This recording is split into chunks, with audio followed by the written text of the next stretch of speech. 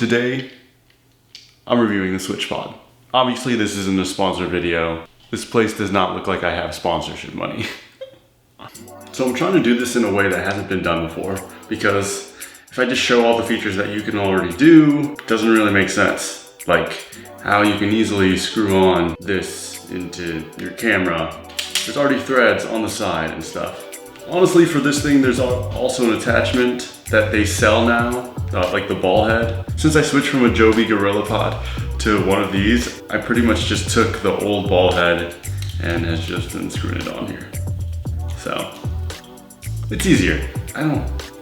Honestly, with the Joby over time, the joints just wear down. It's just natural overweight. Like, I think they just, one, get greasy, but also just get weaker as the material expands and contracts. Just because, I mean, come on, really?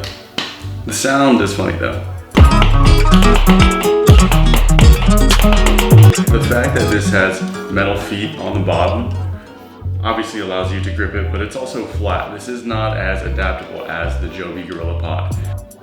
So if you're the type of person that goes hiking a lot, then this might not be the thing for you. This is great for my life because I'm not really spending too much time in the outdoors, but if it comes down to it, I'm sure I'll find a way to actually use my camera and place it up. I don't know, Switchpod might not like the fact that I've placed a Joby ball head on top of the Switchpod. I don't know.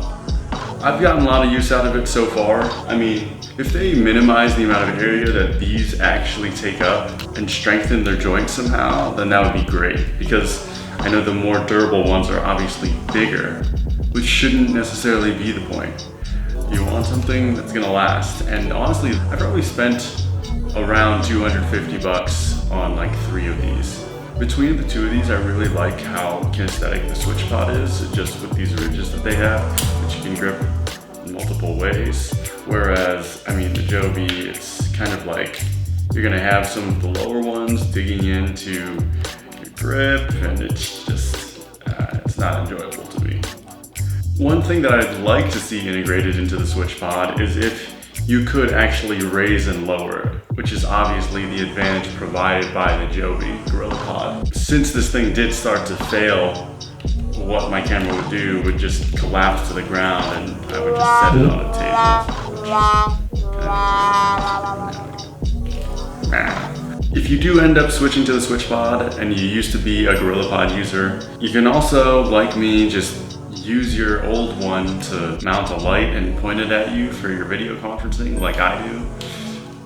Honestly, one of my ultimate goals is just to have less gear in general, only buy things that I actually need, and I feel like that's how it should be for everyone. As a simile for life or metaphor for life, I mean, it's all about just figuring out what works for you.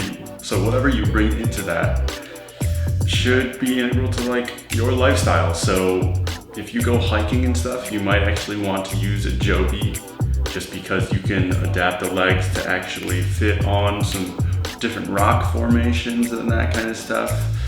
But if you're not really going outdoors too often, just go with the Switchpod. But even if you have the Switchpod, if you get creative enough, then I'm sure you could adapt it to actually shoot you in an interesting fashion while you're out and about. That's it for our first tech review.